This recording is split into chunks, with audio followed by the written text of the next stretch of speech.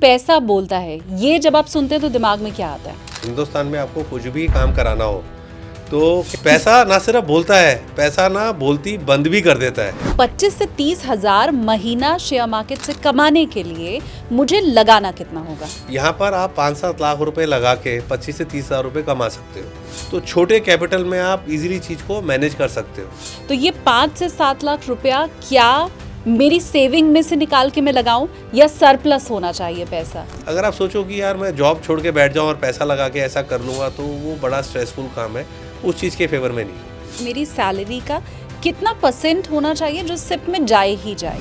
आप पहले तो एक्स्ट्रा इनकम की सोचो। इंट्राडे में आपने अभी तक किसी को हमेशा फायदे में देखा है? अपना स्ट्रेटेजी बना के थोड़ा लंबी अवधि का नजरिया बना के आप काम करो तो आप जीतोगे। क्या है आप, ये मैं एक्सपीरियंस से बोल रहा हूँ। कोई ऐसा भी है जिसे आप सलाह देंगे कि तुम्हारे लिए तो शेयर मार्केट है ही नहीं? देखो, इम्पल्सिव लोगों के लिए स्टॉक मार्केट नहीं है। अगर आप में डिसिप्लिन नहीं है, पेशेंस नहीं है, आप रूल बेस्ड काम नहीं कर सकते तो आप क्या ट्रेड करोगे? हमको तो ऐसे ही बताया जाता है कि जी ये टिप आज सुबह सुबह की मिली है, अब ये तो तुम देखना शाम तक तो चमत्कार हो जाएगा। नहीं, उसमें तो पैसा लगेगा। टिप पे किसने पैसा कमाया? खबर पे तो अगर आप काम करोगे आप घाटा ही करोगे। एआई पे भरोसा करके और उसकी रिसर्च पे भरोसा करके पैसे लगाने चाहिए? आपको बैलेंस शीट देखनी है, अकाउंट्स पढ़ने हैं, वो आपको एआई थोड़ा ना पढ़ के बताएगा। जिन्हें फंडामेंटल की समझ नहीं है मार्केट के, तो ऐसे लोग क्या करें, कैसे सीखें या कहाँ जाएं? देखो, पढ़ना तो पड़ेगा, पैसा ऐसे तो आएगा नहीं। जब आपको पैसा लगाना है तो आप सब कुछ देखोगे कि नहीं देखोगे आप? हमें लगता है कि पीपीएफ हमें एफडी से तो ज्यादा दे रहा है और निफ्टी का जो रिस्क है वो भी यहाँ पर नहीं है। रिस्क की तो चिंता करनी नहीं चाहिए। एफडी में फिर पैसा लगाना चाहिए क्या? एफडी में डालना है पैसा? हाँ। अगर आपके पास पैसा उतना है, अगर सरप्लस पैसा है तो एफडी में रख दो। रेंट पे रहना चाहिए, घर नहीं लेना चाहिए, आपका स्टेक क्या है? नहीं, मेरा तो कहना एक घर तो आपका होना चाहिए। ये तो फालतू की बात है कि क्यों रेंट पे रहना चाहिए। गोल्ड एंड सिल्वर ईटीएफ में मुझे पैसा लगाना है तो वहां मैं कर सकती हूँ निवेश? बिल्कुल, गोल्ड तो नो ब्रेनर है, गोल्ड में तो सिर्फ करना ही चाहिए। हेलो एवरीवन, बहुत स्वागत है आप सभी का पैसा बोलता है विद एसकेटी। आप देख रहे हैं, मैं हूं आपके साथ शालिनी कपूर तिवारी। निवेश आपको कैसे करना है, कब करना है, कितना पैसा हाथ में होना चाहिए और अगर उतने पैसों को निवेश कर दें तो मार्केट देगा कितना, ये सारी बातें आज आपको बताएंगे निफ्टी का boss.com के को founder and partner Rakesh Bansal sir. Author भी वो हैं और लगभग 3 दशकों का अनुभव उनके पास मार्केट का है। वो ये बता रहे हैं कि कैसे 5 से 7 लाख रुपया अगर आपके पास है तो शुरुआती वक्त में ही आप 25 से 30 हजार शेयर मार्केट से इनकम क्रिएट कर सकते हैं। अब इसके पीछे शर्तें क्या होनी चाहिए ये भी उन्होंने समझाया है। कौन निवेश करे कौन ना करे ये भी उन्होंने समझाया है। निवेश किधर को करें ये भी उन्होंने समझाया है। गौर से पॉडकास्ट को देखिए, इन्वेस्टमेंट के टिप्स लीजिए, पैसा कमाने के टिप्स लीजिए, लेकिन उसके साथ मेरे चैनल को भी सब्सक्राइब कीजिए। पैसा बोलता है विद एसकेटी, आपको फटाफट से सब्सक्राइब करना है, बेल आइकन क्लिक करना है ताकि अगला पोस्ट होते ही आप तक नोटिफिकेशन पहुंच जाए। और चलिए अब वेलकम कर लेते हैं राकेश बंसल सर का। सर, पैसा बोलता है में एक बार फिर से बहुत स्वागत है आपका। Thank you very much Shalini ji, thank you very much for inviting me again. सबसे पहला सवाल तो निवेश की एबीसीडी में पढ़ूंगी आपसे, लेकिन पैसा बोलता है ये जब आप सुनते हैं तो दिमाग में क्या आता है? देखो, पैसा ना सिर्फ, देखो सबसे पहले क्या आता है कि अगर आप देखो हिंदुस्तान में आपको कुछ भी काम कराना हो तो क्या होता है कि मनी वॉक्स, जो आपने बोला ना पैसा बोलता है, हाँ। है ना, एंड बुलशिट टॉक्स। पैसा ना सिर्फ बोलता है, पैसा ना बोलती बंद भी कर देता है। तो जो लोग ये बोलते हैं ना कि यार पैसे से कुछ नहीं होता है, उसको समझना चाहिए कि ये चीज़ें तभी बोली जाती हैं जब आप पैसा कमा लेते हो। ठीक बात। अब अगर ये पैसे कमाने के ऊपर ही हम आगे चलें कि पैसा कैसे कमाएं, तो बहुत से ऐसे लोग हैं जिन्हें समझ नहीं आता कि शुरुआत करनी कहाँ से है, तो वो कैसे शुरू होता है? देखिए, पैसा कमाना ना, देखो बड़ी क्लियर है। या तो भैया आप पढ़ाई में बहुत होशियार हो, आईएएस आईपीएस हो, आईआईटी आईआईएम वाले लोग हो, है ना, सिलिकॉन वैली, मतलब कि अच्छी जगह पे जॉब कर रहे हो। अब ये तो है नहीं कि जो व्यक्ति पढ़ाई में होशियार नहीं है वो पैसा कमाने का उसे हक नहीं है। हाँ। तो अब आप एक चीज़ देखो ना, जिस आदमी की एजुकेशन प्रीमियम इंस्टीट्यूट से नहीं है उसके लिए जॉब नहीं है। आप देखो, किसी आप ग्रेड बी ग्रेड सी से एमबीए करो, उसके बाद क्या करते हो आप? बैंक में जॉब मिलती है, अकाउंट खुलवा रहे हो, उसे थर्ड पार्टी प्रोडक्ट बेच रहा है, जो आपके ऊपर बैठा है आईएम वाला आदमी वो आपके टारगेट सेट कर रहा है। हाँ। अगर आप इस मार्केट में आ जाओ, ये मार्केट जो जो अभी आप बोल रहे हो पैसा बोलता है, शेयर बाज़ार के अंदर आ जाओ और आप तरीके से काम करो। देखो शेयर बाज़ार में आपको पैसा बनता है, सबको मालूम है। पैसा बनाने के दो ही तरीके हैं, या तो आप निवेश करो या ट्रेडिंग करो। निवेश के भी अपने तरीके हैं भैया, रिसर्च करके ही करोगे आप, और ट्रेडिंग भी आप स्ट्रेटेजी बना के करोगे। लगता है गट फीलिंग पे तो काम होता नहीं है। और शेयर बाज़ार में अगर आपको पैसा कमाना है ना, तो ज़्यादा पढ़े लिखे लोगों की काम है नहीं है, क्योंकि वो जो ज़्यादा रिसर्च करते हैं ना, ओवर थिंकिंग किल कर जाती है स्टॉक मार्केट के अंदर। स्टॉक मार्केट के अंदर बेसिक चीज़ ही काम आती है, चीज़ तेज है या ख़राब है। हाँ। अगर आपने ये चीज़ पकड़ ली तो you will change your Fortune. तो स्टॉक मार्केट तो वो जगह है जहाँ पर एक आम आदमी अपना भविष्य बदल सकता है। जैसे लोग मिलेंगे कि जॉब छोड़ दो, क्यों जॉब छोड़ दो यार? एक मिडिल क्लास आदमी के पास है क्या? उसके पास भैया किराया तो है नहीं है, ना कोई एफडी का बहुत मोटा कोई ब्याज है, तो उसके पास है क्या? एक फिक्स सैलरी आ रही है ना। अब आप बात करें 1990 के दशक की, मिड 90s की, तो आदमी एक्स्ट्रा इनकम के लिए ट्यूशन कर देता था। आज की डेट में तो वर्किंग आवर भी इतने हार्ड हो गए हैं कि आप ट्यूशन भी नहीं कर पाते हो। तो स्टॉक मार्केट एक जगह है, अगर आप डिसिप्लिन से काम करो तो जो एक मिडिल क्लास आदमी है तो वो आराम से 20-25 हज़ार रुपये एडिशनल कमा लेगा महीने के। 2 साल बाद वो 25,000 40,000 में कन्वर्ट हो जाएंगे, 40 के 60,000 कन्वर्ट हो जाएंगे। और आप मानोगे मैं तो कितने जो नए यंगस्टर्स हैं जो अच्छी जगह से पढ़े हुए हैं, उनको क्या दिक्कत होती है? उनको अटैक होता है कि मैं ना अपना स्टार्टअप शुरू करूँगा। तो मैं हर एक को ये बोलता हूँ, मेरी जानकारी पे मिले एक दो मेरे दोस्तों के बेटे, मैंने कहा देखिए तो अच्छी जगह से पढ़ लिया, इसका मतलब ये तो नहीं है कि तू अपने पापा जी का पैसा कूड़ा करेगा। तेरा मतलब कि तूने कमाया क्या है? हाँ। तू यार अच्छी जगह पे जॉब कर रहा है, अपने पैसे को पार्क कर रिसर्च करके। अपने मम्मी पापा के पैसे को पार्क कर। मैंने कहा तेरे मम्मी पापा की मेंटालिटी नहीं है कि साल में 2 अब्रॉड में हॉलीडे करें बिजनेस क्लास में, तो स्टॉक मार्केट से पैसा कमा के उन्हें बिजनेस हॉलीडे में बिजनेस क्लास में हॉलीडे करा। तो स्टॉक मार्केट तो वो जरिया है जहाँ पर आप रिसर्च करके स्ट्रैटेजी बना के पैसा बना सकते हो। नहीं, पर इसका मतलब ये तो नहीं है कि आप स्टार्टअप के खिलाफ हैं।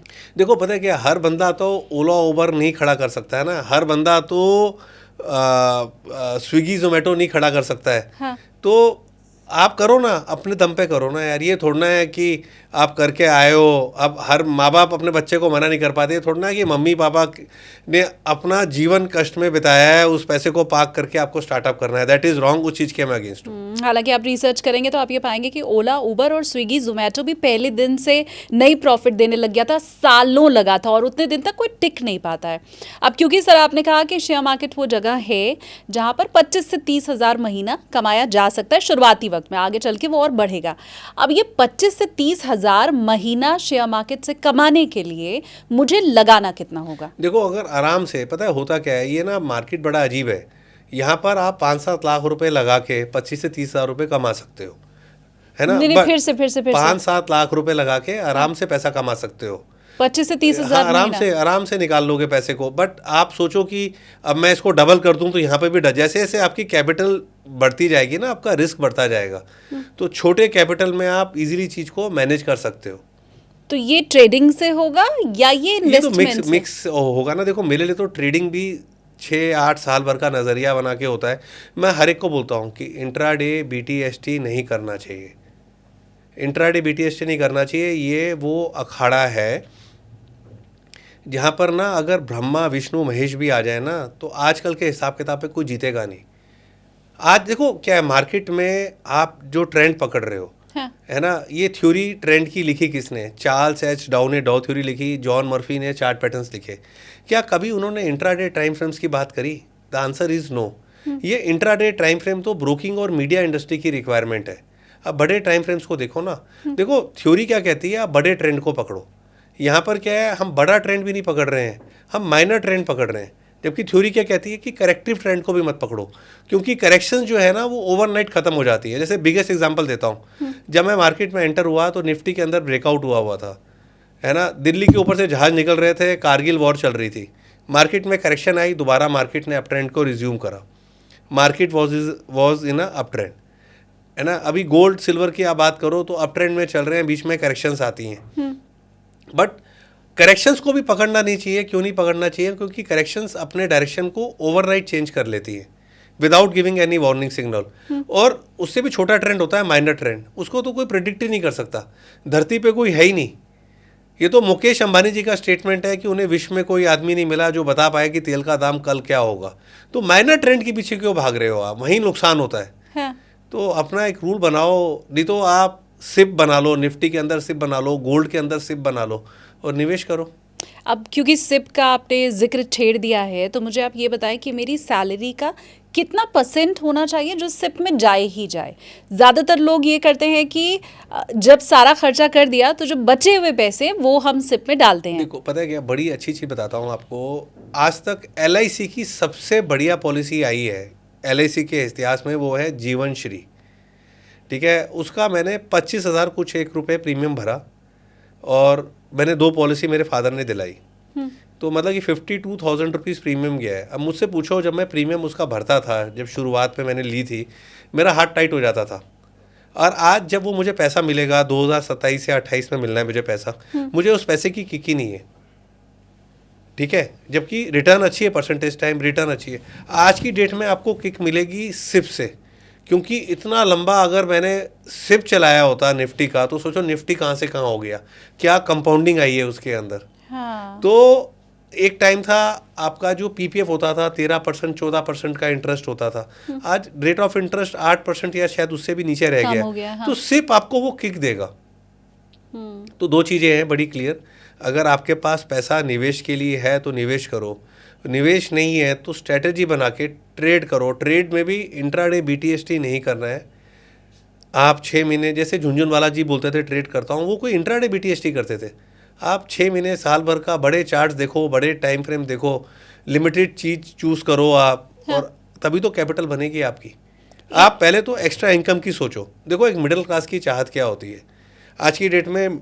जब हम छोटे थे तो गेलॉट्स क्वालिटी की ice cream was a luxury ice cream. ठीक है, मैं अपनी बात कर रहा हूँ। आज की डेट में आदमी नेचुरल्स खा लेगा। मिडिल क्लास को बुखारा नहीं जाना है, उसको ना नॉर्मल अच्छी दाल मखनी खाने को मिल जाए, मूवी देखने को मिल जाए, ठीक बात। उसको ये जो डायरेक्टर कट में नहीं जाना है, अच्छे से खाना खा ले, बच्चा पेप्सी पी ले, पॉपकॉर्न खा ले। तो एक तरीके से आप काम करो, आपकी लाइफ पीसफुली निकल रही है ना, साइज तो धीरे धीरे बढ़ेगा आपका।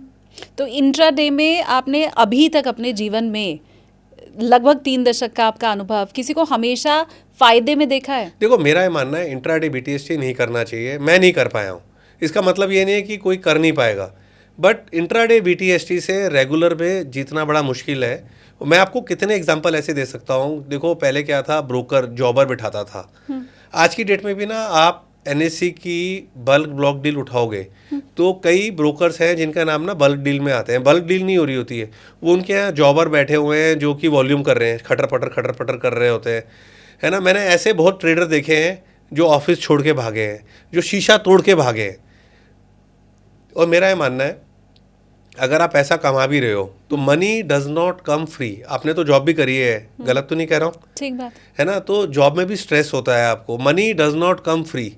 अगर इंट्राडे में, अगर आप इंट्राडे BTST में पैसा कमा रहे हो ना, वो कहीं ना कहीं आपकी हेल्थ पे टोल भी दे रहा है। तो पैसा at the cost of health, क्या फ़ायदा है उसका।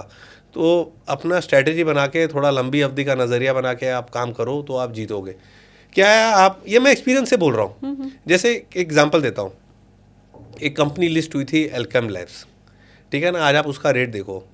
अब हमने रिसर्च करी है, बढ़िया है यार, इसमें म्यूचुअल फंड की बाइंग आएगी। मैं उस टाइम पर FD के अगेंस्ट OD करके ना लोन लेता है। जैसे आप कहते हो ना पैसा खाली पड़ा है, तो आइडियल नहीं पड़ा है, लोन लेते थे। लोन लेके हमने एल्केम लैब खरीद लिया फरवरी में। अप्रॉक्सीमेट बता रहा हूँ, 1 आध महीना हो सकता है। गणित ये था, कैलकुलेशन ये थी कि फाइनेंशियल ईयर ख़त्म नहीं होगा। फाइनेंशियल ईयर भी ख़त्म हो गया, ठीक है ना। वो जाके चीज़ कंट्रोल में आई नवंबर दिसंबर में। वो चीज़ कंट्रोल में आई नवंबर दिसंबर में, तब तक तो चीज़ वैसे ही ठीक हो गई थी। तब मैंने उसको कन्वर्ट कर दिया लॉन्ग टर्म के अंदर, और लॉन्ग टर्म में वो हुआ 4 गुना 5 गुना की कहानी बनी। बट जो सोच के लिया था वो तो नहीं हुआ ना। तो शॉर्ट टर्म तो मत सोचो। मैंने खुद देखा है, कई बार चाइनीज़ क्राइसिस आ गया, कभी कुछ आ जाता है। तो थोड़ा सा बड़ा नज़रिया बनाओ, पीस ऑफ माइंड के साथ रहो। और एक चीज़ और बोलूँगा मैं आपको, मैंने ये देखा है कि देखो अधिकतर ट्रेडर जो है ना वो मैन होते हैं, ठीक है ना। वो ना कहीं किसी ना किसी झंझट में फंसे रहते हैं। अब कहीं जाना है तो क्या है, वाइफ को बोलेंगे यार आज मैं स्ट्रेस्ड आउट हूँ, तो ये लाइफ को तो एंजॉय करो ना आप यार, काहे को ऐसा काम ही क्यों करना है कि शाम को अगर आपको मूवी जाना है, घूमने जाना है, एंजॉय करना है, आपका जाने का मन ही नहीं है।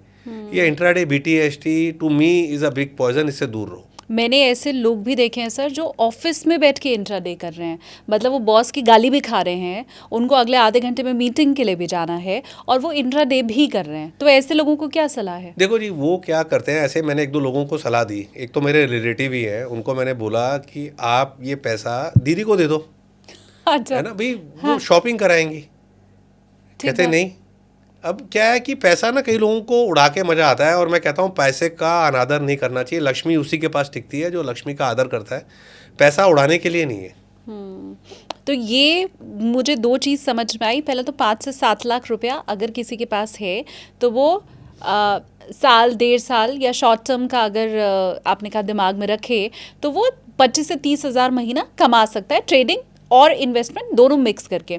अब इसका तरीका क्या हो, फिर मैं चाहती हूँ आप वो भी समझाएं, क्योंकि इन्वेस्टमेंट का ज़्यादा हमें तरीका जो समझ में आता है वो तो बहुत लंबा हमें बताया गया है कि बच्चे की शादी के लिए रख दो, बच्चे की एजुकेशन के लिए रख दो, अपने रिटायरमेंट का कॉर्पस इकट्ठा करने के लिए रख दो, आपको घर लेना है या गाड़ी लेना है तो उसके लिए रख दो। हमें निवेश का ये तरीका समझाया गया है। आपका तरीका? देखो, मेरा ये मानना है कि आप पैसा तो देखो जिसके पास है निवेश के लिए वो निवेश कर लेगा, पैसा नहीं है तो ट्रेड करोगे।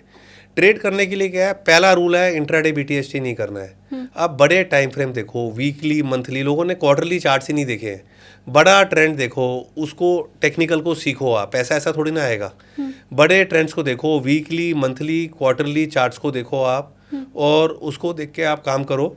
शुरू में आपको सीखने में टाइम लगेगा, साल 1.5 साल लग सकता है। एक बार आप सीख गए तो आपकी ना लिक्विडिटी बनेगी, आपके पास एक्स्ट्रा इनकम बनेगी। आपको देना क्या है, शुरू में आपके 2 घंटे लगेंगे रिसर्च के अंदर। धीरे धीरे जैसे आप थोड़े एक्सपर्ट हो जाओगे, आपको 1.25-1.5 घंटा निकालना है। बीच में आपको बार बार रेट नहीं देखना है आधे आधे घंटे में।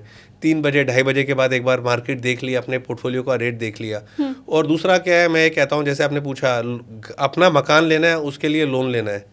और मैं तो हर एक को ये भी बोलता हूँ कि लड़की की शादी के लिए पैसा मत जोड़ो यार। मैंने लोग ऐसे ऐसे लोग देखे हैं बैंक में कैशियर, जो सुबह तो ऑटो करके आ रही थी और वापसी पैदल जाती थी, ठीक है ना, एक दिन के अंदर अपने जीवन की सारी कमाई लड़की की शादी में उड़ा दी। और वो लोग आते हैं जो थैंकलेस होते हैं, जो कमियां भी निकाल देते हैं। तो अब धीरे धीरे ना चीज़ें चेंज हो रही हैं। बच्चों को अच्छे से पढ़ाओ, और ये शादी के लिए, भविष्य के लिए आप मत सोचो। सेव करो, फ्यूचर के लिए सेव करो, बट ये मत सोचो कि बच्चे के लिए सेव कर रहा हूँ। और एक लिक्विडिटी को क्रिएट करो जो आपका आज सुधारे, मेमोरी क्रिएट करो। अगर आपके हाथ में लिक्विडिटी है तो जो छोटी छोटी मेमोरीज आप एज अ फैमिली क्रिएट कर रहे हो एंजॉय करके, उसको क्रिएट करो आप। कोई ऐसा भी है जिसे आप सलाह देंगे कि तुम्हारे लिए तो शेयर मार्केट है ही नहीं, या तुम्हें तो इंट्राडे तो चलो नहीं, पर आप फिर भी कह रहे हैं कि 2 महीने और हफ्ते वाले? देखो, इम्पल्सिव लोगों के लिए स्टॉक मार्केट नहीं है। अगर आप में डिसिप्लिन नहीं है, पेशेंस नहीं है, आप रूल बेस्ड काम नहीं कर सकते, तो आप क्या ट्रेड करोगे। इम्पल्सिव लोग, जो लोग इम्पल्स में आके काम कर जाते हैं, भाई किसी से कुछ सुना, जो बोलते हैं ना हर्ड मेंटेलिटी है, हाँ। तो ये सब नहीं। किसी व्हाट्सएप ग्रुप, अपनी रिसर्च पे काम करो ना आप। पर हमको तो ऐसे ही बताया जाता है कि जी ये टिप आज सुबह सुबह की मिली है, अब ये तो तुम देखना शाम तक तो चमत्कार हो जाएगा। नहीं नहीं नहीं, उसमें तो पैसा लगेगा। टिप पे किसने पैसा कमाया? देखिए, टिप जो बोल रहे हो ना, ये खबर है। और आपको एक बड़ी चीज़ बताता हूँ, खबर पे काम करने के लिए आपको 2 चीज़ें चाहिए। कि आप गैस कर सकते हैं क्या 2 चीज़ें चाहिए? नहीं। एक तो गलत निकलने पर, खबर गलत निकलने पर बाजार को घाटा, लॉस देने के लिए पैसा चाहिए आपको। और अगर आपने घाटा बुक नहीं करा खबर पे काम करके, हाँ। तो कब्र में जाने के लिए कफन के पैसे होने चाहिए आपके पास। अच्छा, और तो कितने % चांस है कि ऐसा नहीं, होगा? खबर पे तो अगर आप काम करोगे आप घाटा ही करोगे, खबर पे काम थोड़ा ना होता है। और एक 2 चीज़ और बताऊँ, never take travelling advice, never give travelling advice. ये मैं अपने एक्सपीरियंस से बोल रहा हूँ। दिल्ली के एक बहुत बड़े ब्रोकर हैं, नाम भी लेता हूँ, वो तो खुश भी होते हैं, उनका मैं 1-2 बार उनसे सीखा है। महेश्वरी जी हैं, वो बड़े ब्रोकर हैं। एक कोई गेट टुगेदर थी, वहाँ पर थी पार्टी, मिले मेरे को वो। आप कहते हैं कि क्या ले लूँ, तो मेरे को कोई स्ट्राइक नहीं करा। आप एकदम से मुझसे पूछो क्या ले लूँ, ऐसे थोड़ा स्ट्राइक करता है। तो उस दिन ना ऐसे ही वो स्नाइडर इलेक्ट्रिकल बड़ा हुआ था, 125 रुपये का भाव था। उन्होंने ना अच्छा खासा 1-1.5 करोड़ रुपए का सामान खरीद लिया। अब वो स्नाइडर इलेक्ट्रिकल आप मानोगे 3 साल हिला ही नहीं। मुझे जितनी बार मिलते थे पूछते थे, मैंने कहा जी ना मैंने लिया स्नाइडर खुद ने, ना मैंने किसी को रिकमेंड करा। ड्रिंक का ग्लास हाथ में था, आपने पूछा, मैंने स्नाइडर बोल दिया। तो जैसे हम लोगों को बोलते हैं ना कि आप ट्रैवलिंग एडवाइस मत, घूमते घूमते चीज़ मत लो, तो एज अ एडवाइज़र हमारा भी रोल है, किसी को ट्रैवलिंग एडवाइस मत दो। मैंने वहाँ से सबको देनी बंद कर दी। अब वो एक समझदार आदमी थे, कंपनी के फंडामेंटल अच्छे थे, वो 125 रुपये का शेयर पता नहीं कितने गुना हो गया, 1000 रुपये से भी ऊपर हो चुका है। तो पर ना उन्होंने बट 3-4 साल तो वो स्टॉक हिला नहीं ना, वो तो उनकी क्षमता थी, उनकी कैपेसिटी थी, उन्होंने होल्ड कर लिया। यही मैं पूछने जा रही थी कि उन्होंने रखा इतने दिनों तक भाई स्टॉक। मल्टीनेशनल कंपनी थी ना, उन्होंने रख लिया। ये कोई देसी वैसी कंपनी होती तो रखी भी नहीं जाती। हाँ ठीक बात। तो ना एक तो क्या है, खबर पे काम मत करो, कभी किसी से ट्रैवलिंग एडवाइस मत लो, हाँ। किसी को ट्रैवलिंग एडवाइस मत दो। मैंने खुद देखा है, जब मैं बोलता था गोल्ड ले लो, लोग चांदी पूछते थे। जब मैं बोलता था चांदी ले लो, तो लोग गोल्ड पूछते हैं। तो ना जो आदमी बोल रहा है वो सुन लो या अपनी रिसर्च कर लो। अब ये रिसर्च के ऊपर जो नया ट्रेंड चला है वो है एआई का, है ना। बहुत से ऐसे ऐप्स आ गए हैं और बहुत से लोग रेकमेंड कर रहे हैं कि आप तो क्या ही कैलकुलेट करोगे जो एआई कैलकुलेट कर लेता है। तो एआई पे भरोसा करके और उसकी रिसर्च पे भरोसा करके पैसे लगाने चाहिए? नहीं, बिल्कुल नहीं लगाने चाहिए। देखो एआई थोड़ा ना आपको बोलेगा। मैं आपको एग्जांपल देता हूँ। अभी हमने सेल स्पॉट करा था, सेल वहाँ से 25-30 रुपये ऊपर है। मेरे ऑफिस में किसी ने सेल से रिपोर्ट मांगी, एआई से रिपोर्ट मांगी, उसने सेल लेने से मना कर दिया। और दूसरा क्या है, देखो पैसा अगर कोई बना के दे दे आपको तो वो पैसा नहीं है, पैसा तो आपको क्राउड के अगेंस्ट जाके बनेगा। तो पैसे के लिए आपको करनी है रिसर्च। चार्ट्स आप देखो, ट्रेडिंग व्यू के ऊपर है, investing.com है, एकदम सस्ते चार्ट्स मिलते हैं। फिर बाकी रिसर्च आपको करनी है, बीएससी की वेबसाइट पे सब कुछ मिलता है। बीएससी की एक सर्विस है, बीएससी अलर्ट्स करके एक वेबसाइट है, उसको आप सब्सक्राइब करो। 500 रुपये साल का लेता है वो आपसे, 500-600 ऐसे कुछ लेता है। उसमें जितने आप स्टॉक्स डाल दोगे, देखो 5 स्टॉक तक तो फ्री है सर्विस, 5 के ऊपर लेने हैं तो जैसे कोई अनाउंसमेंट आती है आपको मेल आ जाता है। तो आपको बैलेंस शीट देखनी है, अकाउंट्स पढ़ने हैं, वो आपको एआई थोड़ा ना पढ़ के बताएगा। वो तो रिसर्च तो खुद ही करनी है। अगर एआई अगर पैसा कमा के दे देगा आपको, हाँ। फिर तो कोई आदमी इंडस्ट्री ही नहीं चलाएगा। पर ऐसा आपको नहीं लगता कि बहुत से ऐसे लोग हैं मार्केट में जिन्हें चार्ट पढ़ने नहीं आता, जिन्हें फंडामेंटल की समझ नहीं है मार्केट के, तो ऐसे लोग क्या करें, कैसे सीखें या कहाँ जाएं? देखो सबसे बेस्ट तो क्या, आपको पढ़ना पड़ेगा। जैसे कई मेरे को यंगस्टर्स मिलते हैं, उनको ना स्टॉक मार्केट करनी है, मैं बोलता हूँ सीएफए कर लो, नहीं करनी एमबीए कर लो। तो वो सोचते हैं कि ना मार्केट कोई इजी गेम है जहाँ पर आप ट्रेड करके पैसे बना लोगे। That is not possible. Research तो आपको करनी पड़ेगी। फंडामेंटल तो मैं कहता हूँ हर बंदे को फंडामेंटल पे कमांड होना चाहिए। आप तो यंगस्टर को मैं बोलता हूँ सीएफए करो ना। आप सीएफए जॉब के लिए मत करो, आपको वैल्यूशन का खेल समझ में आएगा। अगर आपको दिखेगा कंपनी के अंदर इंट्रिंसिक वैल्यूशन है, हाँ। तो आप उसको करोगे ना आप। बट ये कोई भी कर सकता है और कितना टाइम लगेगा? पैशन है सीएफए जी, पैशन। मैंने करा नहीं है बट पैशन है, इसलिए होना चाहिए। अब इसमें भी देखो अलग अलग लोग। मुझे तो इंटरेस्ट आ गया सर। मैं तो समझना चाहती हूँ कि ये कैसे कर सकता है, कौन कर सकता है, कितना समय लगेगा, कुछ आइडिया? नहीं, मेरे 2-3 साल तो लगते ही हैं। इसके लेवल्स होते हैं सीएफए के, वैल्यूशन का खेल है। आप अकाउंट्स को पढ़ो, अकाउंट जैसे आप एमबीए में अकाउंट्स होते हैं एमबीए पढ़ने के लिए। हाँ। आप अकाउंट्स पढ़ो ना इस तरीके से, बैलेंस शीट की, आप बैलेंस शीट के एक्सपर्ट पढ़ो, बैलेंस शीट की फजिंग को पढ़ो, फॉरेंसिक ऑडिट सीख लो आप। जब आपको पैसा लगाना है तो आप सब कुछ देखोगे कि नहीं देखोगे आप? ठीक बात। तो आप अच्छे से चीज़ को पढ़ो ना भाई। अगर कैश आ रहा है तो कैश जा कर आ रहा है, कैश फ्लो को देखो। पढ़ना तो पड़ेगा, पैसा ऐसे तो आएगा नहीं कि आप सोचो कि सब कुछ वैसे कर लो। और ये जो इन्फ्लुएंसर को देख देख के हम खबरें इकट्ठी करते रहते हैं और उसके आधार पर हम निवेश करते हैं, फिर वो कहाँ तक ठीक है? देखो पता है क्या है, content creation is something different. अगर कंटेंट क्रिएटर को इतना ही मालूम होता तो वो कंटेंट क्यों क्रिएट कर रहा होता? ठीक बात। तो रिसर्च तो आपको ना अपनी करनी पड़ेगी, क्योंकि ना आपको अगर इन्फ्लुएंसर ने स्टॉक या एसेट क्लास ठीक भी बता दिया, हाँ। तो आप तो पैसा तभी बनाओगे when you buy right asset class, right stock at a right time at a right price. आपने मुझे कहा सर कि एलआईसी में आपने 52,000 समथिंग जो निवेश किया था और अब आप उसकी ओर देख भी नहीं रहे हैं पलट के। समझना मैं ये चाहती हूँ कि एलआईसी की स्कीम अभी भी चल रही है, और सिर्फ एलआईसी में नाम लेके नहीं पूछना चाह रही हूँ। मेरा ये सवाल है कि बैंक में आप जब पहुँचिए तो वहाँ पर आपको एडवाइस दी जाती है कि आप ये स्कीम ले लो। यूलिप की आपको बहुत सी स्कीम दी जाती है। आपको ये कहा जाता है कि बच्चे के लिए ये आप ले लो और आपको अगले 10 साल में 12%, 13% रिटर्न के साथ पैसे आपको वापस मिल जाएंगे। और उतना तो वो श्योर शॉट आपको बताते ही हैं। तो ये जितनी भी स्कीम मार्केट में चल रही है, जिसमें मैं श्योर हूँ मेरे व्यूवर ने पैसा ज़रूर लगाया होगा, उसमें लगाना है? बिल्कुल नहीं लगाना चाहिए। मैं तो कहता हूँ सब ट्रैप करते हैं, कितने लोग इंश्योरेंस में फंसे हैं। मैं कहता हूँ देखो लाइफ को एंजॉय करना चाहिए। मैं आपको एग्जांपल दे रहा हूँ, जब मेरा पीक टाइम था, जब मैंने LIC में पैसा डाला है ना, मैंने अपने आप को तंग करके करा कि फ्यूचर में मिलेगा। अब मैं फ्यूचर में अलग लेवल पे पहुंच गया हूँ, ठीक है ना। वो जो पैसा मिलेगा उसमें मेरी डिज़ायर भी पूरी नहीं होती है आज की डेट में। मैं जब पैसा डाला उस समय मैं टाटा सफारी लेना चाहता था। मैं एग्जांपल दे रहा हूँ, मैं सेकेंड हैंड लेता। हाँ। मैं देख रहा था, जिनको मैंने बोला उन्होंने मुझे डराया, इसकी सर्विस में 10,000 रुपये लगते हैं, हाँ। है ना। आज मैं जो भी गाड़ी लेना चाहूँ मैं ले सकता हूँ, बट मैं लेता नहीं, मेरा क्रेज़ी ख़त्म हो रखा है। तो ना अपने आप को तंग करके पॉलिसी के चक्कर में नहीं पड़ना चाहिए, अपना कैश फ्लो इम्प्रूव करना चाहिए।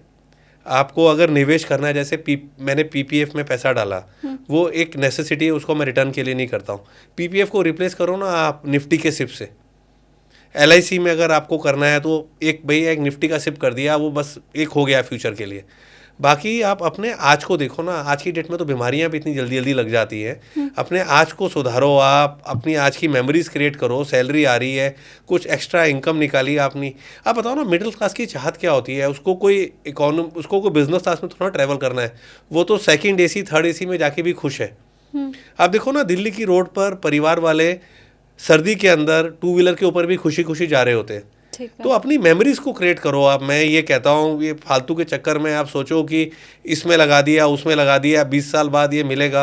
यार 20 साल बाद किसने क्या देखा है?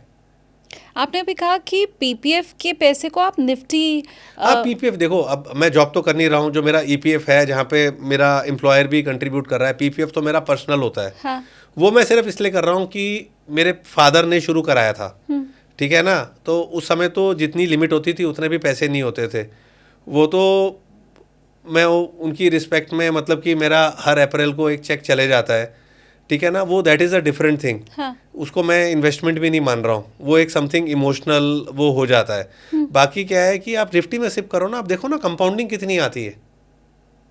PPF में भी अगर आप कह रहे हैं कि PPF में देखो ना 8% ही तो टैक्स फ्री है ना। हमें लगता है शायद PPF सेफ है। हमें लगता है कि PPF हमें FD से तो ज़्यादा दे रहा है, और निफ्टी का जो रिस्क है वो भी यहाँ पर नहीं है। रिस्क देखो, मेरा ये मानना है कि आप ये मान लो, मन को समझाने के लिए ना, रिस्क तो क्या है, आप किसी को कुछ मालूम ही नहीं है कब कब कौन चले जाएगा, तो रिस्क की तो चिंता करनी नहीं चाहिए। मेरा ये मानना है निफ्टी में अगर आप लंबे पीरियड का नज़रिया बना के सिप कर रहे हो, लेट से 15 साल 20 साल का, तो वर्स्ट केस क्या हो सकता है? स्टेट बैंक का FD का इंटरेस्ट उस पर टैक्स लगा के मिल जाएगा। तो फिर वही सोच लो कि भैया यही था किस्मत में, रोने से क्या होगा। FD में फिर पैसा लगाना चाहिए क्या? FD में डालना है पैसा? देखो लिक्विडिटी तो आप रखोगे ना। हाँ। अगर आपके पास पैसा उतना है, अगर सरप्लस पैसा है तो FD में रख दो, नहीं है तो पहला पैसा तो मेरा ऐसा मानना चाहिए कि एक रेगुलर पैसा निवेश के लिए निफ्टी के सिप में जाना चाहिए। आप इमरजेंसी फंड रखते हैं? इमरजेंसी तो मैं पर रखता ही हूँ, हमेशा रखना ही चाहिए, रखना भी चाहिए पैसा। सभी को रखना चाहिए? सभी को रखना चाहिए, ना सिर्फ अपने लिए, अपने आसपास वालों के लिए भी रखना चाहिए, कभी कोई मांग ले। हाँ। हाँ। और इमरजेंसी फंड क्या होता है? इमरजेंसी फंड तो मेडिकल इमरजेंसी होती है, या आपके कोई नियर एंड डियर वाला है जिसको मकान बनाना है अपना, तो आप उसको हेल्प करोगे। हाँ। उसके सिवाय तो कोई इमरजेंसी फंड होता ही नहीं। सैलरीड क्लास को नौकरी चली जाए तो उसके लिए भी शायद रखना है। देखो हाँ, वो तो होता है, बट होता क्या है, सैलरीड क्लास आज की डेट में ना इतने अच्छे उसके जॉब वाले दोस्त होते हैं कि एक जॉब जाते ही उसको खाली नहीं बैठने देते हैं, दूसरी जॉब मिल जाती है। तो ये इमरजेंसी फंड मैं FD में डालूं या नहीं डालूं? उसको भी नहीं, इमरजेंसी फंड FD में डालने में क्या दिक्कत है? आप उसको जब मर्जी ब्रेक कर सकते हो, जरूरत है तो।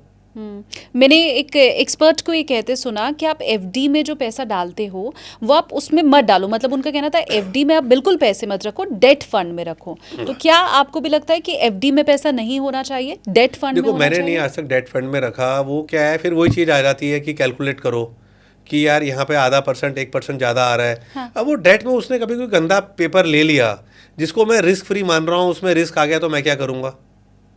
हाँ। है ना। तो मैं तो मार्केट में खुल के रिस्क ले रहा हूँ ना, तो मेरा मार्केट का पैसा अलग हो गया। FD मतलब FD होनी चाहिए कि अगर वहाँ पर पड़ा हुआ है तो वो सेफ है।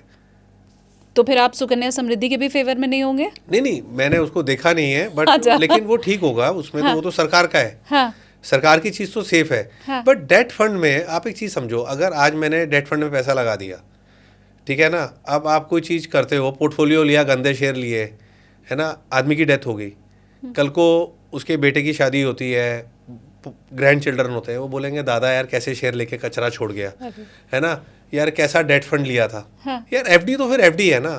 अगर आपको सेफ चाहिए तो 100% सेफ चाहिए। डेट में भी तो कचरा ले रहा होगा ना वो, कि नहीं ले रहा होगा। ठीक बात है। तो मुझे कचरा नहीं चाहिए। पोर्टफोलियो में क्या कोई दूसरा इंस्ट्रूमेंट भी आप देखते हैं ऐसा जो कचरा होता है? मेरे को तो भाई बहुत डर लगता है माइक्रो कैप से, स्मॉल कैप से बहुत डर लगता है। मेरे को लगता है एडवेंचर करना ही क्यों है, क्यों एडवेंचर करना है, काहे को स्ट्रेस लेना है। ज्यादा पैसे मिलेंगे? नहीं, ज़्यादा मिलते नहीं है ना। आप एक चीज़ मानो, गलती तो होगी आपसे, आज नहीं होगी, 2 साल बाद होगी, 5 साल बाद होगी, और एक गलती आपकी 50 स्टॉक की कमाई लेके जाएगी। तो स्मॉल कैप से भी दूर रहना है। नहीं, आप मतलब मुझे डर लगता है तो मैं तो भुगत के कह रहा हूँ ना, मैंने तो कचरे में पैसा खोया है, तो कचरे से दूर रहूंगा मैं। कौन से कचरे में खोया है? नहीं, काफ़ी कचरों में, जैसे आप मानेंगे मैंने जेपी एसोसिएट्स में काफ़ी बड़ा पैसा डाला था, 15-16 रुपए पर। मेरे लेने के बाद राकेश झुनझुनवाला जी का नाम आया शेयर होल्डिंग के अंदर, उसके बाद एनसीएलटी में चली गई, अब समझ ही नहीं आया क्या होगा। मेरी साल की 60% पता नहीं कितने परसेंट कमाई जेपी एसोसिएट लेके गया था। कई लोगों के साथ मुझे लगता है, और भी ऐसे कचरे स्टॉक्स में ना पैसा खोया है। तो मैंने एक चीज़ सीखी है कि स्टे विद दी क्वालिटी, या ज़रूरत क्या पड़ी है। और हम टेक्निकल की बात कर रहे हैं, मेरी स्ट्रेंथ टेक्निकल है, तो टेक्निकल तो काम भी उसमें करता है ना, जो फ्रंट लाइन है, जो लार्ज कैप है। तो अब तो मुझे I love trading index, her index का ETF है, उस पर काम करो आप। आपने कहा मेमोरीज बनानी चाहिए। मैं बहुत ऐसे अपने आप को बचा बचा के और काट काट के पैसा इन्वेस्ट करने के फेवर में नहीं हूँ। तो ये मेमोरीज बनाने पे मेरा सवाल है, बहुत से एक्सपर्ट्स ये कहते हैं कि आपको रेंट पे रहना चाहिए, घर नहीं लेना चाहिए। आपका स्टेक क्या नहीं, है? मेरा तो कहना, एक घर तो आपका होना चाहिए। ये तो फालतू की बात है कि क्यों रेंट पे रहना चाहिए। आपने अपने रहने के लिए घर लिया है, उसको तो कभी आप वो नहीं देते हो, बट कल को कुछ अनफोर्सीन चीज़ होती है तो घर ही तो आपकी स्ट्रेंथ है। और किराए में बड़ी दिक्कत है, बच्चा छोटा है आपका, क्रिकेट खेल रहा है, मकान मालिक बोलेगा यहाँ नहीं खेलना, वहाँ नहीं खेलना, आप खुल के फर्नीचर नहीं ले पाओगे, खुल के कर्टन नहीं ले पाओगे, खुल के उसको डेकोरेट नहीं कर पाओगे, हर छोटी छोटी चीज़ के लिए तंग हो गए, अच्छे से शावर नहीं लगा पाओगे, अच्छे से पार्टीशन नहीं कर पाओगे, मॉड्यूलर किचन अपनी पसंद का नहीं ले पाओगे। किराएदार मकान मालिक तो किराए के हिसाब से देगा ना। मेमोरी तो तभी क्रिएट होगी जब मकान आपका अपना है। तो वो आपका इसके ऊपर क्या स्टेक है? मैं चाहती हूँ व्यूवर भी हमें बताएं कि किराए के घर पे रहना या अपना घर लेना, दोनों में से आप किसे बेहतर समझते हैं, वो मुझे कमेंट करके आप बताओ। और ये फिर क्या घर लेने की कोई एज भी होती है? 25 साल में ले लें अगर बन रहा है तो? पहले लेना चाहिए। अब इसमें पता क्या है, देखो, देयर आर नो रूल्स। जैसे मेरी एक फैमिली फ्रेंड ही है, मेरी मतलब कि बड़ी क्लोज है, मेरी सिस्टर की फ्रेंड है।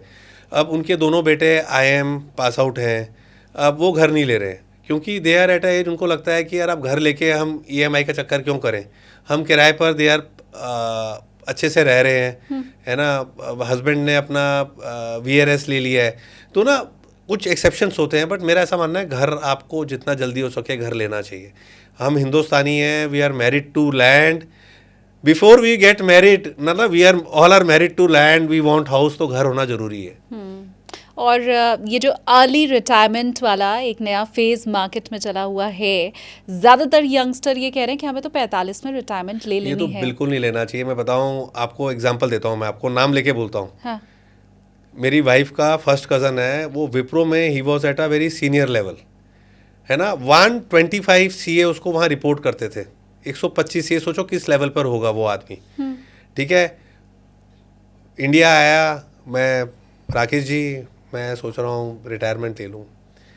तो मैंने ना एक दिन उनको एक चीज़ बोली, देख यार, अभी हम तेरे संजू घर आए हुए हैं, इतनी अच्छी तेरी हॉस्पिटैलिटी है, इतना बढ़िया तूने खाना मंगवाया हुआ है। लोग क्या करते हैं, हम किसी के घर जाते हो ना, पास के ढाबे से गंदी सी रोटी मंगवा देते हैं। मैंने कहा तेरी एकदम 5 स्टार वाली तंदूरी रोटी, जितना बढ़िया खाना है। मैंने कहा उसके बाद क्या है, तू ये ब्याज पर कैलकुलेट करता रहेगा ना, इतने अच्छे से हमें एंटरटेन करेगा।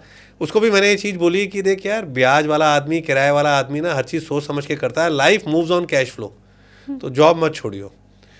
अब कितनी बार मिलता है, हंसता है, कहता है आपने ठीक बोला। फिर मेरा एक और रिश्तेदार है वाइफ की तरफ से, वो तो अभी यंग है, बड़े सीनियर लेवल पर है, सब कुछ इतना बड़ा खड़ा कर दिया। उसको भी मैंने ये चीज़ बोली, मैंने कहा अरे बर्नआउट की फीलिंग होती है, क्यों होती है? क्योंकि जॉब करना ना आसान नहीं है, सुनना आसान नहीं है, सुनना पड़ता है ना आपको। तो जो जितने सीनियर लेवल पे हो, रिस्पॉन्सिबिलिटी भी होती है, स्ट्रेस भी होता है। तो उसको भी चीज़ समझ, क्यों छोड़ना है अपना कैश फ्लो, क्यों छोड़ना है, लाइफ को एंजॉय करो ना। उसको भी मैंने ये चीज़ बोली है, तेरे घर आते हैं तो इतनी अच्छी पार्टी करता है, एंटरटेन करता है, तू करेगा क्या? मैंने कहा गंदे से ढाबे से खाना मंगवा रहा होगा जिसको मैं खाऊंगा भी नहीं। तो ना life moves on cash flow. तो अगर आपको अर्ली रिटायरमेंट लेना है और कैश फ्लो को ख़त्म करना है तो आप रिटायरमेंट ले लो। कैश फ्लो कैसे बढ़ाएं? देखो कैश फ्लो तो ओवरनाइट बनता नहीं। जो आदमी अच्छी जॉब में, उसका तो कैश फ्लो बढ़िया ही है। वो तो अच्छे से इन्वेस्ट करे ना, अच्छी अपॉर्चुनिटी देखे, पढ़े। और जो जितनी अच्छी जॉब में है उसका उतना अच्छा सर्कल है, उतनी अच्छी चीज़ों को आइडेंटिफाई करता है। वो इन्वेस्ट करेगा, पैसा बनाएगा। और आप देखो ना आज के यंगस्टर्स तो अच्छी अच्छी हॉलीडेज कर रहे हैं फैमिली के साथ, पेरेंट्स को भी लेके जाते हैं। तो अच्छी सैलरी वाला आदमी अगर जॉब को ख़त्म कर देगा, जॉब को किल कर देगा, तो कैश फ्लो तो उसने अपना ख़त्म कर ही दिया ना। एक स्टेटमेंट के ऊपर मैं अगला सवाल आपसे सर लूँगी। रिच डैड पुअर डैड के जो लेखक हैं रॉबर्ट कियोसाकी, उन्होंने अभी स्टेटमेंट दिया है और वो ये कह रहे हैं कि गोल्ड, सिल्वर और बिटकॉइन को अपने पोर्टफोलियो में आप ज़रूर शामिल करें, अलग अलग जगह इन्हें दी जानी चाहिए। लेकिन मुझसे अगर आप पूछेंगे कि एक एसेट केवल अगर मुझे चुनना हो तो मैं कहूँगा बिटकॉइन। इतना बड़ा आदमी जब ये बात बोलता देखो, है, बड़ा आदमी बोल रहा है, लेकिन उस बड़े आदमी ने ना रिच डैड पुअर डैड में क्या बोला था।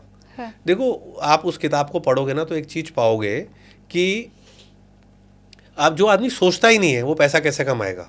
जिस आदमी, जैसे हम पढ़ते हैं ना विजन एम गोल, जिस आदमी की सोच ही नहीं है वो पैसा कैसे कमाएगा।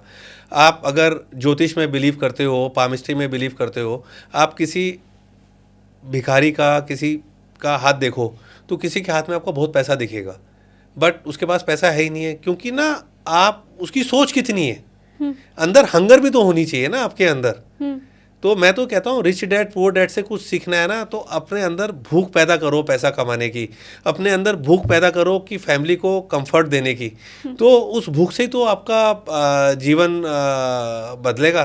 तो अब वो क्या, उनको बिटकॉइन समझ में आता है। अब मुझे तो ना, हमारे वो देखो इंडिया के बाहर बैठे हैं, हमारे यहाँ तो भैया बिटकॉइन है नहीं है। बिटकॉइन लेते हैं, कौन सरकार के झंझटों में पड़ेगा, किस प्लेटफॉर्म से लेना है, मुझे तो ये भी नहीं मालूम है। हाँ। तो मैं I will stay away from bitcoin. ऐसा इसलिए तो नहीं क्योंकि आप ओल्ड स्कूल ऑफ इन्वेस्टमेंट के हैं, इसलिए बिटकॉइन से दूर रहने की सलाह दे रहे हैं? नहीं, ओल्ड स्कूल न्यू स्कूल नहीं है। देखो जब मैं आपको बोल रहा हूँ कि भूख होनी चाहिए, भूख है, मैं ले लूँ, चलो बिटकॉइन ले लूँ।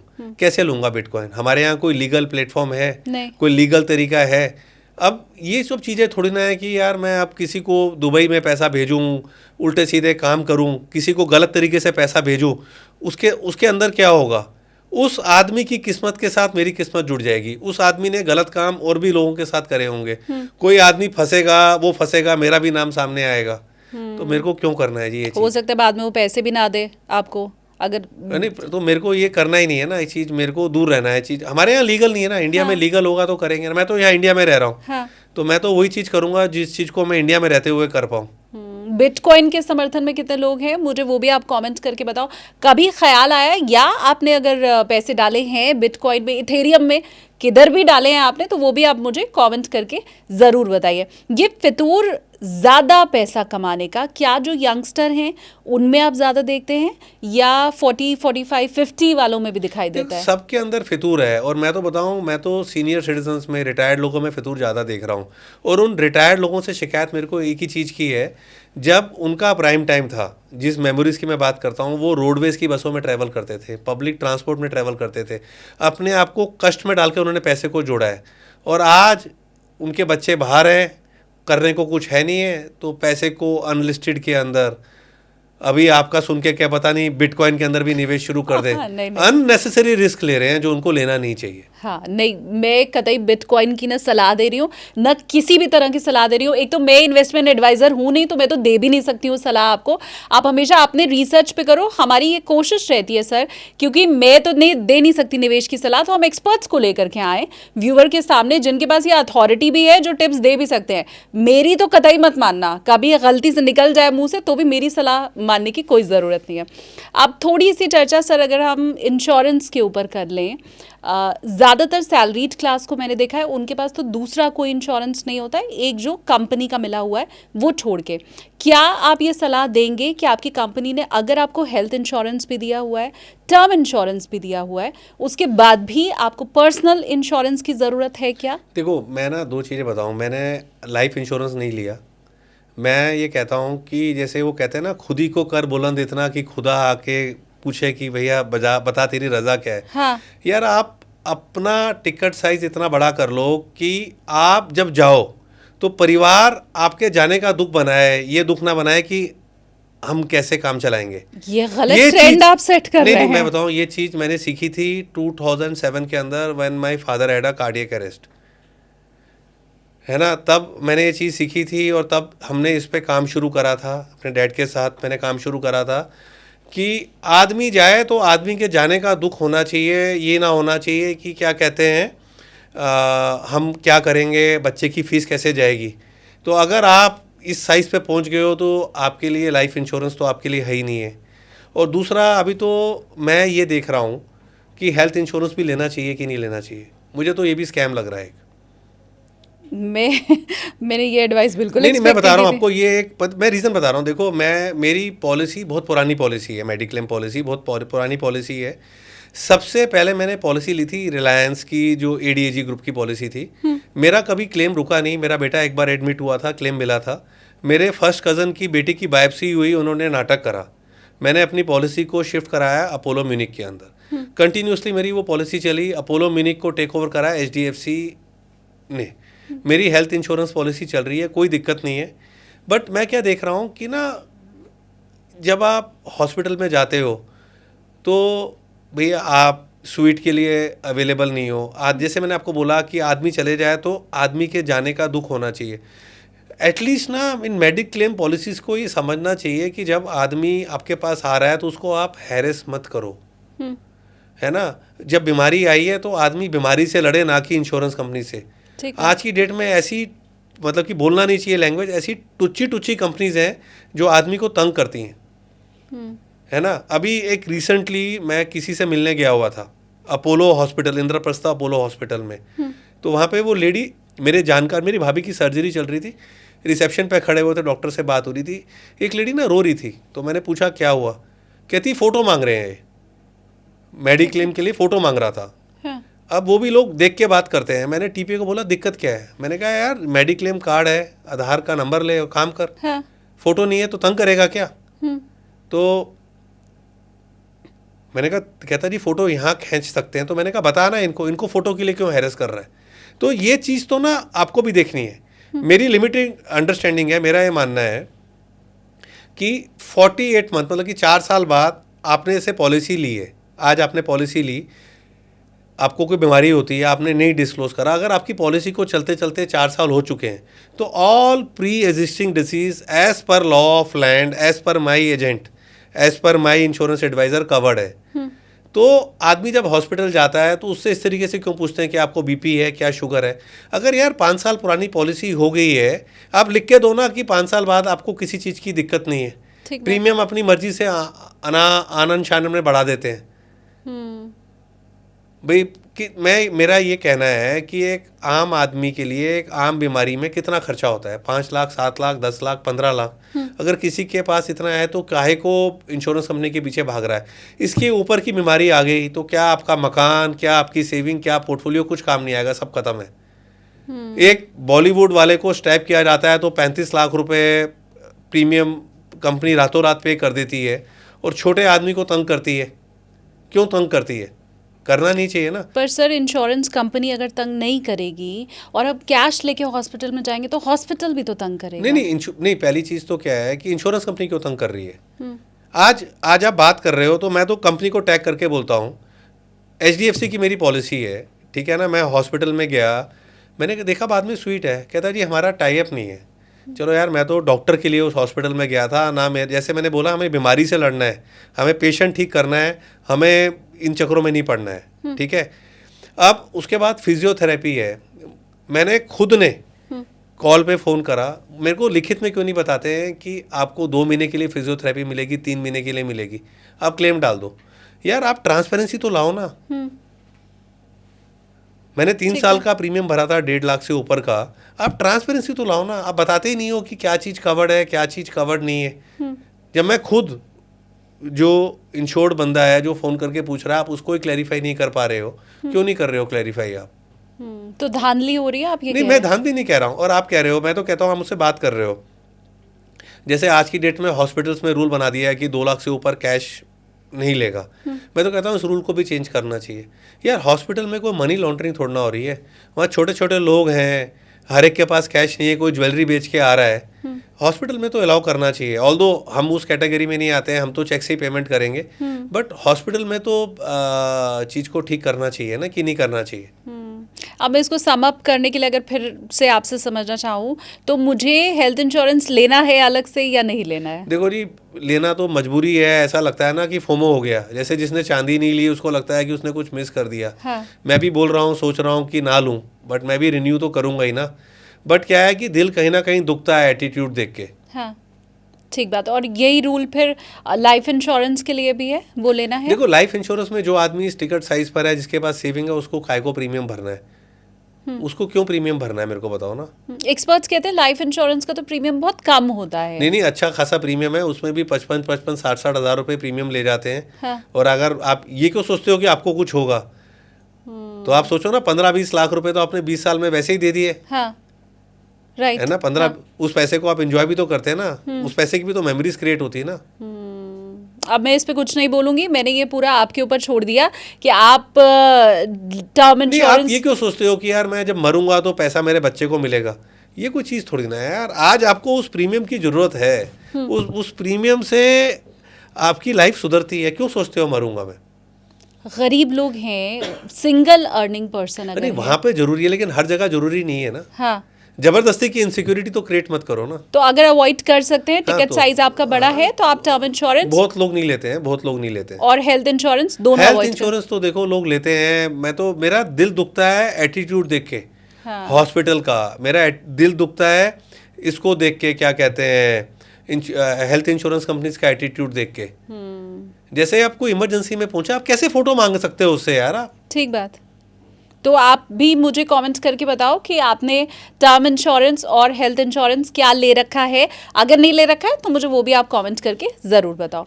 अब हम अगर पुराने इंस्ट्रूमेंट वर्सेस न्यू इंस्ट्रूमेंट की बात करें तो पुराने समय में, क्योंकि मैं अभी तक जितना पढ़ पाई हूँ आपको, आई माइट बी रॉन्ग, तो मुझे वो समझ में आया कि ना तो पॉलिसी, ना तो एफडी, ना तो ये पीएफ, इस तरह के किसी भी जगह पैसा लगाने के आप पक्ष में नहीं है, जितना मैं समझ पाई हूँ अभी तक। तो फिर मुझे किधर जाना है? देखो जी, मार्केट में बहुत पैसा है। पहली चीज़ मैं जो आपको बोला, देखो होता क्या है, अगर आप मार्केट से अपनी रिक्वायरमेंट को छोड़ के पैसे निकाल पा रहे हो, जिसका टिकट साइज है 25 लाख, 40 लाख, 50 लाख रुपए, तो उसको कोई टर्म इंश्योरेंस की ज़रूरत थोड़ा है, उसको कोई हेल्थ इंश्योरेंस की ज़रूरत थोड़ा है। वो तो अपना स्मूथली लाइफ को रन कर रहा है। और मैंने जो चीज़ सीखी है ना, देखो किराए पर, ब्याज पर अगर आप पढ़ रहे हो तो ना अपनी सोच को आप छोटा करते हो, अपनी सोच को आप छोटा करते हो। और मेरे पास ना कोई रेंटल इनकम नहीं है, तो ना मैंने ये देखा है कि रेंटल और ब्याज से ना सोच थोड़ी छोटी होती है। वो अलग बात है, आपने लिक्विडिटी क्रिएट कर रखी है, आप उसकी ओडी कर, एफडी करके उसके अगेंस्ट ओडी ले लो। जब आपको अपॉर्चुनिटी लगी तो आपने मार्केट में निवेश कर दिया, वो ब्याज पे कर दिया 1-1.5% का, दैट्स ऑल। आने वाले 2 से 3 सालों के लिए अगर मैं समझना चाहूँ तो आपको कौन सा सेक्टर सबसे अच्छा करता दिखाई दे रहा है? देखो पता है क्या, अभी आप कुछ टाइम पहले मैंने मेटल्स को आइडेंटिफाई करा था, तब मेटल का ETF was a penny stock. आप गूगल करोगे, आपको एक आवाज़ सुनेगी मेरी कि मेटल का ईटीएफ ले लो। तो ना अपॉर्चुनिटी देखनी पड़ती है। आज की, जैसे अभी आप 6 महीने पहले बोलते हैं तो मैं बोलता सिल्वर ले लो। हाँ। आज की डेट में ना ऐसा कुछ भी फेवरेट नहीं है कि इसको देख लो उसको देख लो। अभी तो वेट एंड वॉच है। अभी तो आप देखो ना, बजट के बाद इतनी वॉलेटिलिटी हुई है। हाँ। चीज़ मेरे को ऐसी कोई चीज़ नहीं दिख रही है कि जहाँ पर आंखें बंद करके ओवरवेट चले जाओ। बट कोई सेक्टर भी ऐसा नहीं दिखाई दे रहा है जो आपको लग रहा है दूसरे से बेहतर? मुझे लग रहा है कि this is a time to start accumulating IT sector. IT में fear is at the top. और जैसे मैं सेक्टर में भी बात कर रहा हूँ, इंडस्ट्री में भी बात कर रहा हूँ, कह रहे हैं एक्सट्रीम पेसिमिज्म हो रखा है। हालांकि गोल्ड और सिल्वर पे हम पहले पॉडकास्ट में चर्चा कर चुके हैं। मैं आपको डिस्क्रिप्शन में लिंक दे दूंगी उस पॉडकास्ट का, डिटेल में अगर आप समझना चाहते हैं कि कैसे गोल्ड एंड सिल्वर काम करता है तो वो आप उसमें समझ सकते हैं। पर फ्यूचर के लिए अगर गोल्ड एंड सिल्वर ETF में मुझे पैसा लगाना है तो वहां मैं कर सकती हूँ निवेश? बिल्कुल, गोल्ड तो देखो जी नो ब्रेनर है। गोल्ड तो लोग आपको मिलेंगे म्यूचुअल फंड वाले गोल्ड को क्रिटिसाइज करते हुए। जो चीज़ 1964 से लेकर 2026 तक हर 5 साल में डबल हुई है, अब कोई बीच में कुछ टाइम ऐसा आया होगा जहाँ थोड़ी सी नेगेटिव रिटर्न आई होगी, बट क्या वो इतनी नेगेटिव थी कि आपका बीपी बढ़ा दे, आपको हार्ट अटैक दे दे? The answer is no. Gold तो नो ब्रेनर था, रहा है। और गोल्ड ने, अब तो गोल्ड को सेंट्रल बैंक भी खरीदते हैं, तो गोल्ड तो नो ब्रेनर है। गोल्ड में तो सिर्फ करना ही चाहिए। क्योंकि सेंट्रल बैंक ने बाकी बॉन्ड्स में अपना निवेश कम करके, अमेरिका के जो बॉन्ड्स हैं उनमें निवेश करके गोल्ड में बढ़ा दिया है, तो क्या सेंट्रल बैंक की ही तरह हम भी बिहेव करना आप शुरू कर दें? बिल्कुल, गोल्ड में तो सिर्फ करना ही चाहिए। गोल्ड, अब गोल्ड और निफ्टी दोनों अच्छे हैं। अब फर्क क्या है कि गोल्ड जो है ना वो आपको टेंशन और स्ट्रेस नहीं देगा। हाँ। और निफ्टी आपको स्ट्रेस देगा, क्योंकि जब निफ्टी गिरेगा तो सारा टाइम मीडिया, सोशल मीडिया भर जाएगा। हाँ। और गोल्ड में ना, गोल्ड उस तरीके से कभी वोलेटाइल नहीं होगा जिस तरीके से स्टॉक मार्केट वोलेटाइल होती है। तो दोनों, मेरे को लगता है दोनों are must for your portfolio, और दोनों में से एक लेना हो तो फर्स्ट चॉइस मेरी गोल्ड होगा। क्या बात है, सिल्वर नहीं होगा लेकिन यहाँ पे? सिल्वर तो मेरे लिए ट्रेडिंग है जी। सिल्वर में देखो, सिल्वर निवेश नहीं है, ट्रेडिंग है। सिल्वर ट्रेडिंग है जी। सिल्वर, मैं कॉपर का ETF दो, मैं कॉपर में पैसा डालने को तैयार हूँ। कॉपर की demand is a real, to me silver is a bubble. क्यों? सिल्वर में कहाँ डिमांड है? सब स्पेकुलेशन चल रहा है। स्पेकुलेटिव एक्टिविटी है। हाँ। डिप आएगी तो लेंगे। Below $65 one should buy. 70 पे दुबई वाले खड़े हुए हैं, बिलो 65 बाइंग शुरू करनी चाहिए। हाँ। 60 के नीचे मिल जाए तो एग्रेसिव होना चाहिए, डिप पे बाई करना चाहिए। Silver is not gold. आप सोचो, अगर सिल्वर को आप $200 कर दोगे तो फिर सिल्वर खरीदेगा कौन? तो वो इन्वेस्टर जो सिल्वर में इन्वेस्ट करके बैठा है, मैं ट्रेडिंग की तो यहाँ बात ही नहीं करी, मैं सीधा कह रही हूँ कि अगर किसी ने सिल्वर ETF में, आप ETF के हमेशा फेवर में रहते हैं, उधर पैसा डाला हुआ है या ज्यादा पैसा सिल्वर में डाला तो हुआ है, होल्ड करें ना, होल्ड करें। अच्छा, तो लॉन्ग रन में? लॉन्ग रन ठीक है। ओके। अब दिक्कत क्या है, अगर आपने $110 $115 पे लिया है तो आपको समय लगेगा कंफर्ट में आते हुए, ऐसा मेरा मानना है। हाँ। और आपने नीचे का ले रखा है तो कोई दिक्कत नहीं है, ऊपर का ले रखा है तो कभी डिप आए तो करेक्शन पे लो ना। और दिवाली जब नजदीक आए तो चांदी के सिक्के और सोने की गिन्नियां खरीदना शुरू रखें? देखो जी, अब तो चांदी के ना सिक्के खरीदने का मतलब ही नहीं है। देखो, पहले हम चांदी का सिक्का खरीदते थे तो कुछ साइज आता था। हाँ। है ना, अब वो साइज भी नहीं आता ना चांदी का, तो चांदी भी बहुत महंगी हो गई है। हाँ। तो खरीदना तो चाहिए, जब आए तो जैसे हम धनतेरस पे लेते हैं तो खरीदना चाहिए। हाँ। तो उसमें कोई दिक्कत नहीं है, बट वो इन्वेस्टमेंट थोड़ी ना होगी, वो तो एक फील गुड है जो हम हमेशा करते आए हैं। उसको आप निवेश नहीं मानते? उसको निवेश थोड़ा ना मानते हैं। और सोने के, मैं क्योंकि अपने फादर की भी अगर आपको बात बताऊं तो वो सोने का टुकड़ा ही हमेशा लिया करते थे। हालांकि उस समय ETF नहीं होता था, ये भी क्लियर करना यहाँ पे ज़रूरी है, लेकिन वो हमेशा जैसे 50 ग्राम 60 ग्राम का एक टुकड़ा लेके आते थे, या वो गिन्नियों में ही उन्होंने निवेश किया है। तो अब वो बिल्कुल आप कह रहे हैं कि पुराना तरीका हो गया? नहीं, वो बढ़िया है जी। गोल्ड की गिन्नी और टुकड़ा लेने में क्या दिक्कत है? गोल्ड तो हमेशा बिकता ही है ना, वो तो प्योरिटी वाली चीज़ होती है। हाँ। तो गोल्ड में दिक्कत थोड़ी ना है, गोल्ड तो संभल भी जाता है आराम से ना। हाँ। अब चांदी के छोटे छोटे पीस थोड़ा ना आप संभालोगे। हाँ। तो भाई पहले चांदी सस्ती थी, आपने छोटी ब्रिक खरीद ली, कुछ खरीद लिया, आता था। अब चांदी भी बहुत महंगी हो गई है। तो गोल्ड के सिक्के तो खरीदने ही चाहिए जी, वो तो बचपन से हम देखते आए हैं, उसमें तो कोई दिक्कत नहीं है। और हर 5 साल में कुछ चीज़ डबल हुई है तो वो सोना डबल हुआ है। हाँ।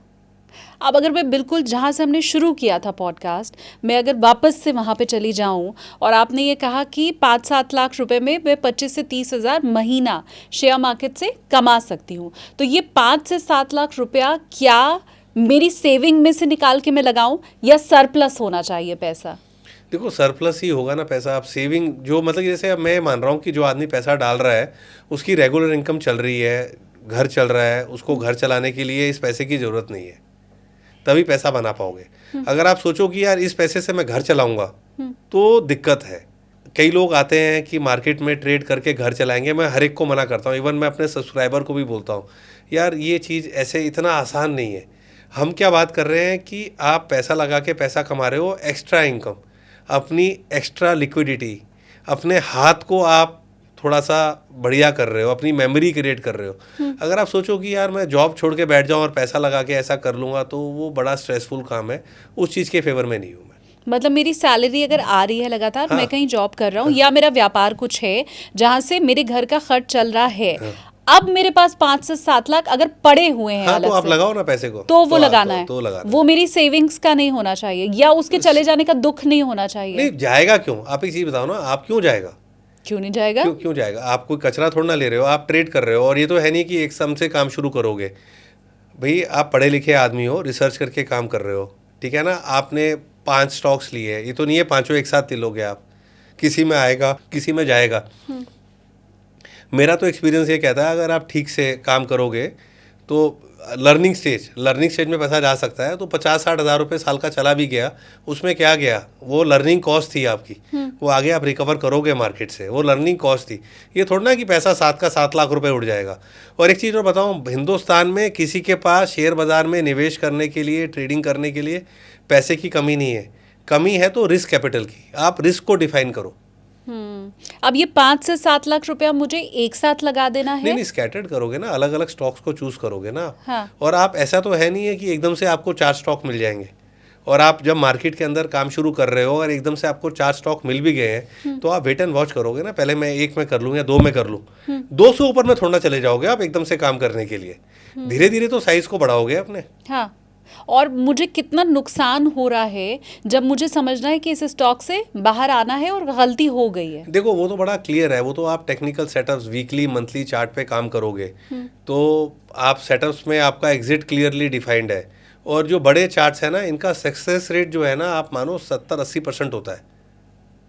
तो और अगर आप अच्छे ETFs की तरफ फोकस कर रहे हो तो सक्सेस रेट को और बढ़ा लोगे आप अपने।